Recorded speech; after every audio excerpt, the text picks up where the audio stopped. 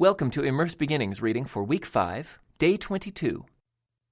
Then the Lord said to Moses, "Give Aaron and his sons the following instructions regarding the burnt offering. The burnt offering must be left on top of the altar until the next morning, and the fire on the altar must be kept burning all night. In the morning, after the priest on duty has put on his official linen clothing and linen undergarments, he must clean out the ashes of the burnt offering and put them beside the altar. Then he must take off these garments, change back into his regular clothes, and carry the ashes outside the camp to a place that is ceremonially clean. Meanwhile, the fire on the altar must be kept burning. It must never go out. Each morning, the priest will add fresh wood to the fire and arrange the burnt offering on it. He will then burn the fat of the peace offerings on it. Remember, the fire must be kept burning on the altar at all times. It must never go out. These are the instructions regarding the grain offering. Aaron's sons must present this offering to the Lord in front of the altar. The priest on duty will take from the grain offering a handful of the choice flour, moistened with olive oil, together with all the frankincense. He will burn this representative portion on the altar as a pleasing aroma to the Lord. Aaron and his sons may eat the rest of the flour, but it must be baked without yeast and eaten in a sacred place within the courtyard of the tabernacle. Remember, it must never be prepared with yeast. I have given it to the priests as their share of the special gifts presented to me. Like the sin offering and the guilt offering, it is most holy. Any of Aaron's male descendants may eat from the special gifts presented to the Lord. This is their permanent right from generation to generation. Anyone or anything that touches these offerings will become holy. Then the Lord said to Moses, "On the day Aaron and his sons are anointed, they must present to the Lord the standard grain offering of 2 quarts of choice flour, half to be offered in the morning and half to be offered in the evening. It must be carefully mixed with olive oil and cooked on a griddle. Then slice this grain offering and present it as a pleasing aroma to the Lord. In each generation, the high priest who succeeds Aaron must prepare this same offering. It belongs to the Lord and must be burned up completely. This is a permanent law. All such grain offerings of a priest must be burned up entirely. None of it may be eaten." Then the Lord said to Moses, "Give Aaron and his sons the following instructions regarding the sin offering. The animal given as an offering for sin is a most holy offering, and it must be slaughtered in the Lord's presence at the place where the burnt offerings are slaughtered. The priest who offers the sacrifice as a sin offering must eat his portion in a sacred place within the courtyard of the tabernacle. Anyone or anything that touches the sacrificial meat will become holy. If any of the sacrificial blood spatters on a person's clothing, the soiled garment must be washed in a sacred place. If a clay pot is used to boil the sacrificial meat, it must then be broken. If a bronze pot is used, it must be scoured and thoroughly rinsed with water. Any male from a priest's family may eat from this offering. It is most holy. But the offering for sin may not be eaten if its blood was brought into the tabernacle as an offering for purification in the holy place. It must be completely burned with fire." These are the instructions for the guilt offering. It is most holy. The animal sacrificed as a guilt offering must be slaughtered at the place where the burnt offerings are slaughtered, and its blood must be splattered against all sides of the altar. The priest will then offer all its fat on the altar, including the fat of the broad tail, the fat around the internal organs, the 2 kidneys, and the fat around them near the loins, and the long lobe of the liver. These are to be removed with the kidneys, and the priest will burn them on the altar as a special gift presented to the Lord. This is the guilt offering. Any male from a priest's family may eat the meat. It must be eaten in a sacred place, for it is most holy. The same instructions apply to both the guilt offering and the sin offering. Both belong to the priest who uses them to purify someone, making that person right with the Lord. In the case of the burnt offering, the priest may keep the hide of the sacrificed animal. Any grain offering that has been baked in an oven, prepared in a pan, or cooked on a griddle, belongs to the priest who presents it. All other grain offerings, whether made of dry flour or flour moistened with olive oil, are to be shared equally among all the priests, the descendants of Aaron. These are the instructions regarding the different kinds of peace offerings that may be presented to the Lord. If you present your peace offering as an expression of thanksgiving, the usual animal sacrifice must be accompanied by various kinds of bread made without yeast, thin cakes mixed with olive oil, wafers spread with oil, and cakes made of choice flour mixed with olive oil. This peace offering of thanksgiving must also be accompanied by loaves of bread made with yeast. One of each kind of bread must be presented as a gift to the Lord.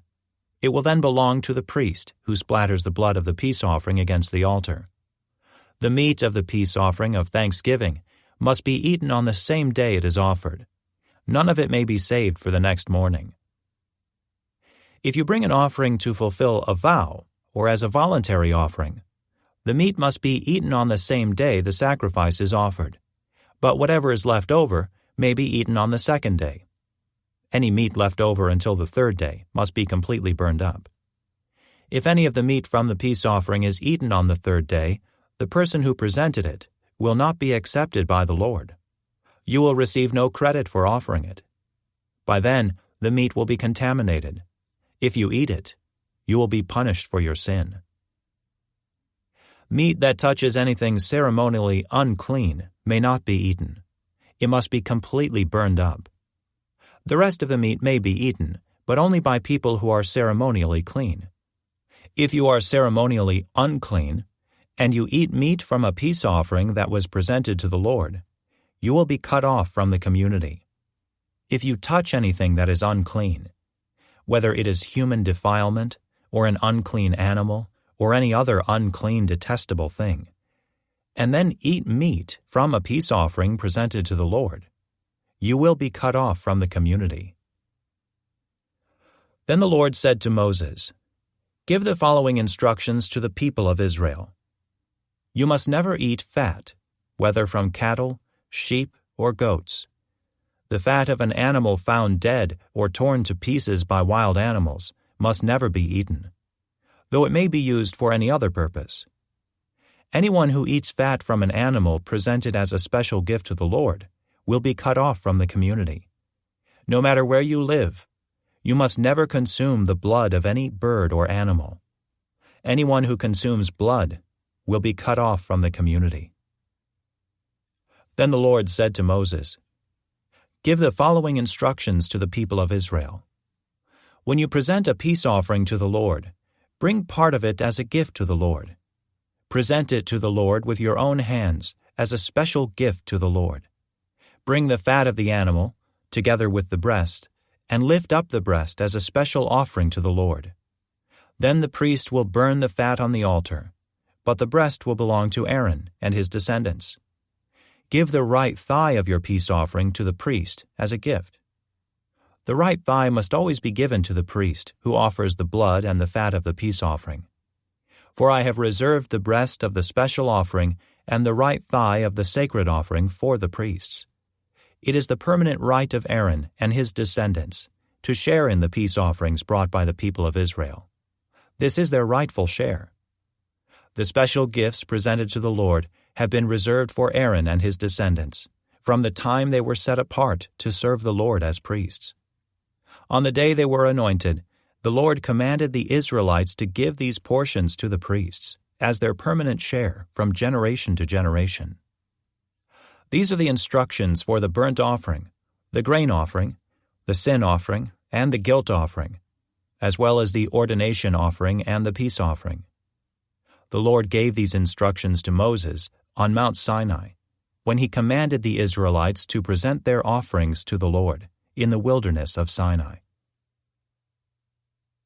Then the Lord said to Moses, "Bring Aaron and his sons, along with their sacred garments, the anointing oil, the bull for the sin offering, the 2 rams, and the basket of bread made without yeast, and call the entire community of Israel together at the entrance of the tabernacle. So Moses followed the Lord's instructions, and the whole community assembled at the tabernacle entrance. Moses announced to them, "This is what the Lord has commanded us to do." Then he presented Aaron and his sons, and washed them with water. He put the official tunic on Aaron and tied the sash around his waist. He dressed him in the robe, placed the ephod on him, and attached the ephod securely with its decorative sash. Then Moses placed the chest piece on Aaron and put the Urim and the Thummim inside it. He placed the turban on Aaron's head and attached the gold medallion, the badge of holiness, to the front of the turban, just as the Lord had commanded him. Then Moses took the anointing oil and anointed the tabernacle and everything in it, making them holy. He sprinkled the oil on the altar 7 times, anointing it and all its utensils, as well as the wash basin and its stand, making them holy. Then he poured some of the anointing oil on Aaron's head, anointing him and making him holy for his work.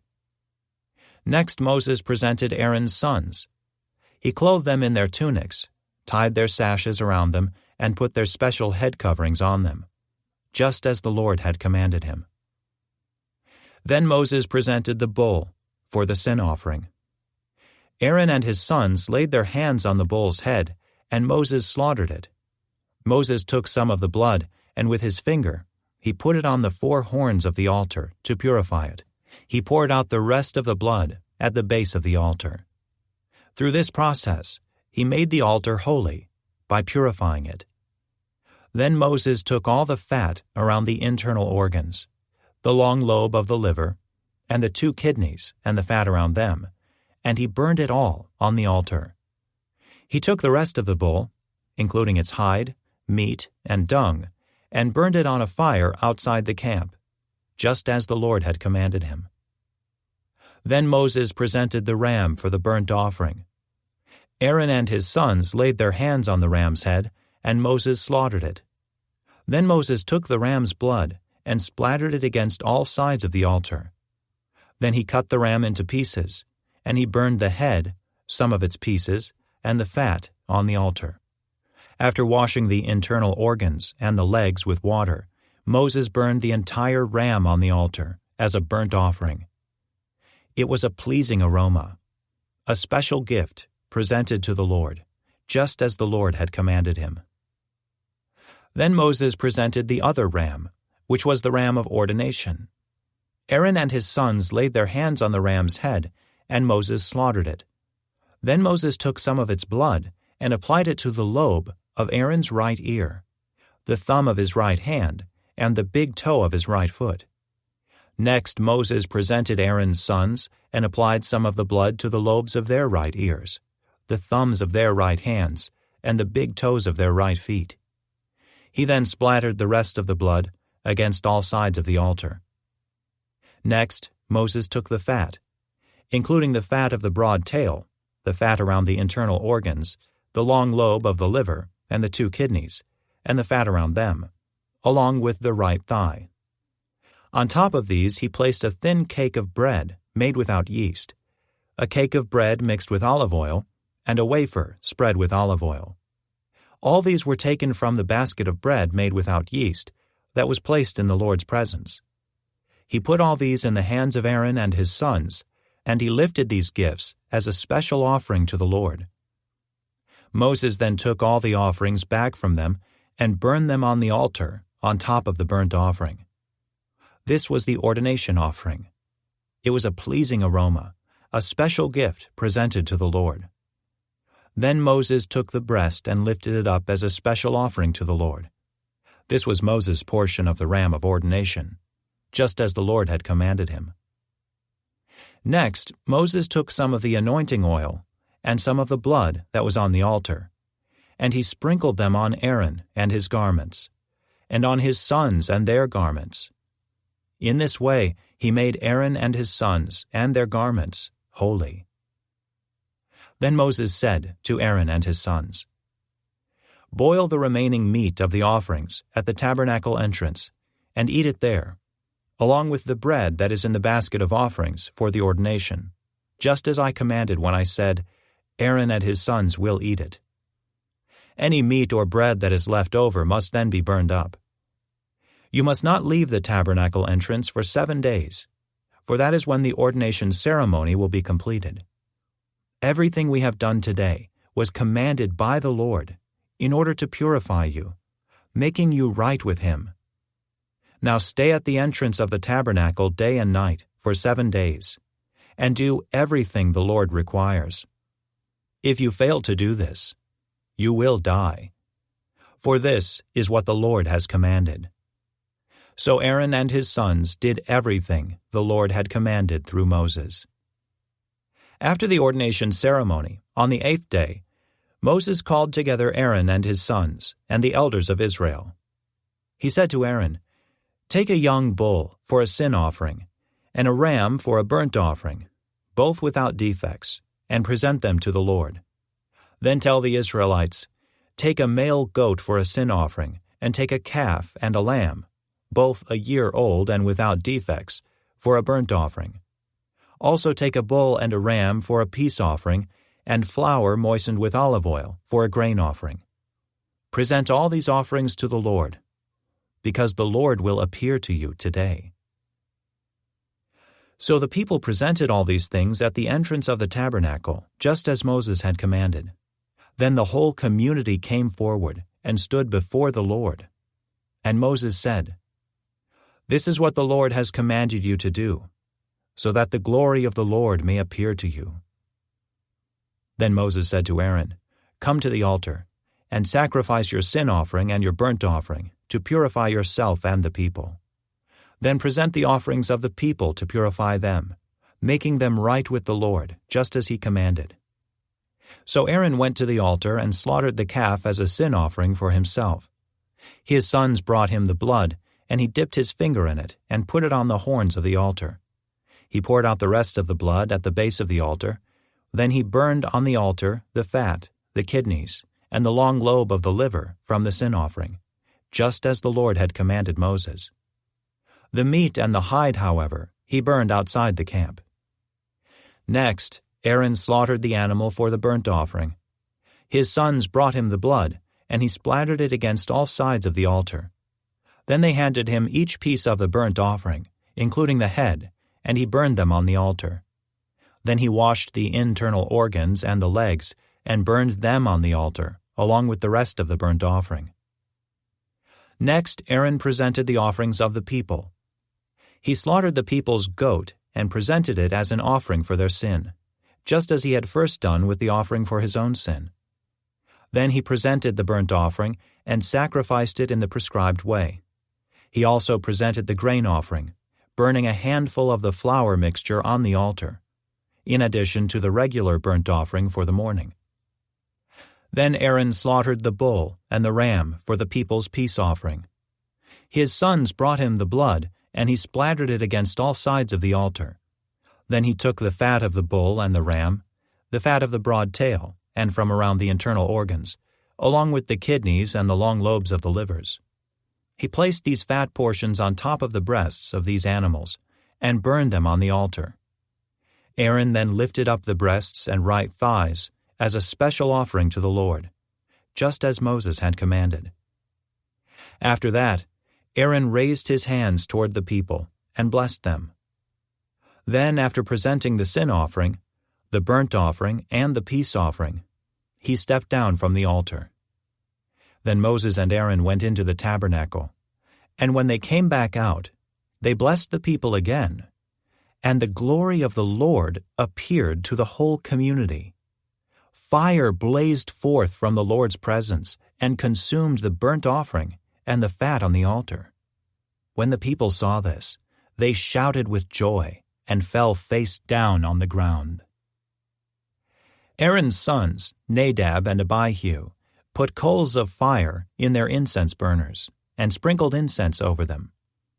In this way, they disobeyed the Lord by burning before him the wrong kind of fire, different than he had commanded. So fire blazed forth from the Lord's presence and burned them up. And they died there before the Lord. Then Moses said to Aaron, "This is what the Lord meant when he said, 'I will display my holiness through those who come near me. I will display my glory before all the people.'" And Aaron was silent. Then Moses called for Mishael and Elzaphan, Aaron's cousins, the sons of Aaron's uncle Uzziel. He said to them, "Come forward and carry away the bodies of your relatives from in front of the sanctuary to a place outside the camp." So they came forward and picked them up by their garments and carried them out of the camp, just as Moses had commanded. Then Moses said to Aaron and his sons Eleazar and Ithamar, "Do not show grief by leaving your hair uncombed or by tearing your clothes. If you do, you will die, and the Lord's anger will strike the whole community of Israel. However, the rest of the Israelites, your relatives, may mourn because of the Lord's fiery destruction of Nadab and Abihu. But you must not leave the entrance of the tabernacle, or you will die, for you have been anointed with the Lord's anointing oil." So they did as Moses commanded. Then the Lord said to Aaron, "You and your descendants must never drink wine or any other alcoholic drink before going into the tabernacle. If you do, you will die. This is a permanent law for you, and it must be observed from generation to generation. You must distinguish between what is sacred and what is common, between what is ceremonially unclean and what is clean. And you must teach the Israelites all the decrees that the Lord has given them through Moses." Then Moses said to Aaron and his remaining sons, Eleazar and Ithamar, "Take what is left of the grain offering, after a portion has been presented as a special gift to the Lord, and eat it beside the altar. Make sure it contains no yeast, for it is most holy. You must eat it in a sacred place, for it has been given to you and your descendants as your portion of the special gifts presented to the Lord. These are the commands I have been given. But the breast and thigh that were lifted up as a special offering may be eaten in any place that is ceremonially clean. These parts have been given to you and your descendants as your portion of the peace offerings presented by the people of Israel. You must lift up the thigh and the breast as a special offering to the Lord, along with the fat of the special gifts. These parts will belong to you and your descendants as your permanent right, just as the Lord has commanded." Moses then asked them what had happened to the goat of the sin offering. When he discovered it had been burned up, he became very angry with Eleazar and Ithamar, Aaron's remaining sons. "Why didn't you eat the sin offering in the sacred area?" he demanded. "It is a holy offering. The Lord has given it to you to remove the guilt of the community and to purify the people, making them right with the Lord. Since the animal's blood was not brought into the holy place, you should have eaten the meat in the sacred area, as I ordered you." Then Aaron answered Moses, "Today my sons presented both their sin offering and their burnt offering to the Lord, and yet this tragedy has happened to me. If I had eaten the people's sin offering on such a tragic day as this, would the Lord have been pleased?" And when Moses heard this, he was satisfied. Then the Lord said to Moses and Aaron, "Give the following instructions to the people of Israel. Of all the land animals, these are the ones you may use for food. You may eat any animal that has completely split hooves and choose the cud. You may not, however, eat the following animals that have split hooves or that chew the cud, but not both. The camel chews the cud, but does not have split hooves, so it is ceremonially unclean for you. The hyrax chews the cud, but does not have split hooves, so it is unclean. The hare chews the cud, but does not have split hooves, so it is unclean. The pig has evenly split hooves, but does not chew the cud, so it is unclean. You may not eat the meat of these animals, or even touch their carcasses. They are ceremonially unclean for you. Of all the marine animals, these are the ones you may use for food. You may eat anything from the water, if it has both fins and scales, whether taken from salt water or from streams. But you must never eat animals from the sea or from rivers that do not have both fins and scales. They are detestable to you. This applies both to little creatures that live in shallow water and to all creatures that live in deep water. They will always be detestable to you. You must never eat their meat or even touch their dead bodies. Any marine animal that does not have both fins and scales is detestable to you. These are the birds that are detestable to you. You must never eat them: the griffin vulture, the bearded vulture, the black vulture, the kite, falcons of all kinds, ravens of all kinds, the eagle owl, the short-eared owl, the seagull, hawks of all kinds, the little owl, the cormorant, the great owl, the barn owl, the desert owl, the Egyptian vulture, the stork, herons of all kinds, the hoopoe, and the bat. You must not eat winged insects that walk along the ground. They are detestable to you. You may, however, eat winged insects that walk along the ground and have jointed legs so they can jump. The insects you are permitted to eat include all kinds of locusts, bald locusts, crickets, and grasshoppers. All other winged insects that walk along the ground are detestable to you. The following creatures will make you ceremonially unclean. If any of you touches their carcasses, you will be defiled until evening. If you pick up their carcasses, you must wash your clothes, and you will remain defiled until evening. Any animal that has split hooves that are not evenly divided or that does not chew the cud is unclean for you. If you touch the carcass of such an animal, you will be defiled. Of the animals that walk on all fours, those that have paws are unclean. If you touch the carcass of such an animal, you will be defiled until evening. If you pick up its carcass, you must wash your clothes, and you will remain defiled until evening. These animals are unclean for you. Of the small animals that scurry along the ground, these are unclean for you: the mole rat, the rat, large lizards of all kinds, the gecko, the monitor lizard, the common lizard, the sand lizard, and the chameleon. All these small animals are unclean for you. If any of you touch the dead body of such an animal, you will be defiled until evening. If such an animal dies and falls on something, that object will be unclean. This is true whether the object is made of wood, cloth, leather, or burlap. Whatever its use, you must dip it in water, and it will remain defiled until evening. After that, it will be ceremonially clean and may be used again. If such an animal falls into a clay pot, everything in the pot will be defiled, and the pot must be smashed. If the water from such a container spills on any food, the food will be defiled, and any beverage in such a container will be defiled. Any object on which the carcass of such an animal falls will be defiled. If it is an oven or hearth, it must be destroyed, for it is defiled, and you must treat it accordingly. However, if the carcass of such an animal falls into a spring or a cistern, the water will still be clean. But anyone who touches the carcass will be defiled. If the carcass falls on seed grain to be planted in the field, the seed will still be considered clean. But if the seed is wet when the carcass falls on it, the seed will be defiled. If an animal you are permitted to eat dies, and you touch its carcass, you will be defiled until evening.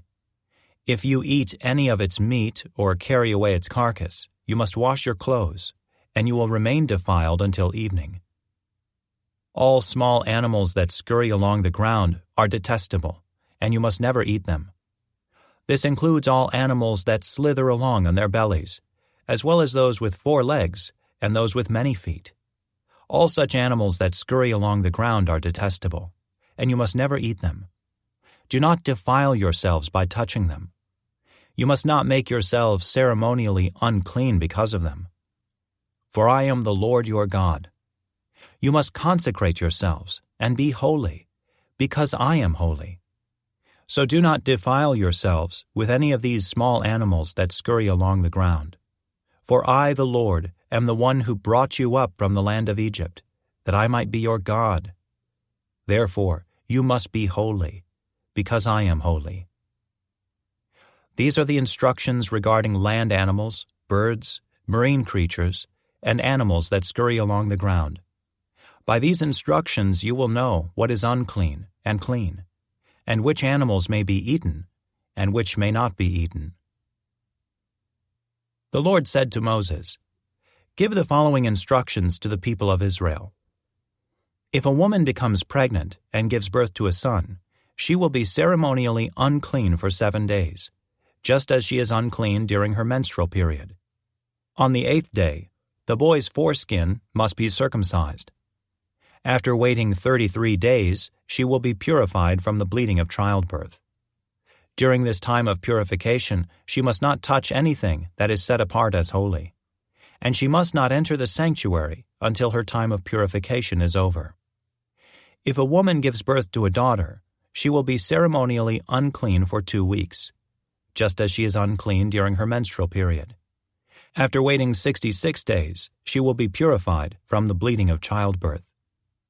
When the time of purification is completed for either a son or a daughter, the woman must bring a 1-year-old lamb for a burnt offering and a young pigeon or turtle dove for a purification offering. She must bring her offerings to the priest at the entrance of the tabernacle. The priest will then present them to the Lord to purify her. Then she will be ceremonially clean again after her bleeding at childbirth. These are the instructions for a woman after the birth of a son or a daughter. If a woman cannot afford to bring a lamb, she must bring 2 turtle doves or 2 young pigeons. One will be for the burnt offering and the other for the purification offering. The priest will sacrifice them to purify her, and she will be ceremonially clean. This concludes today's Immerse reading experience. Thank you for joining us.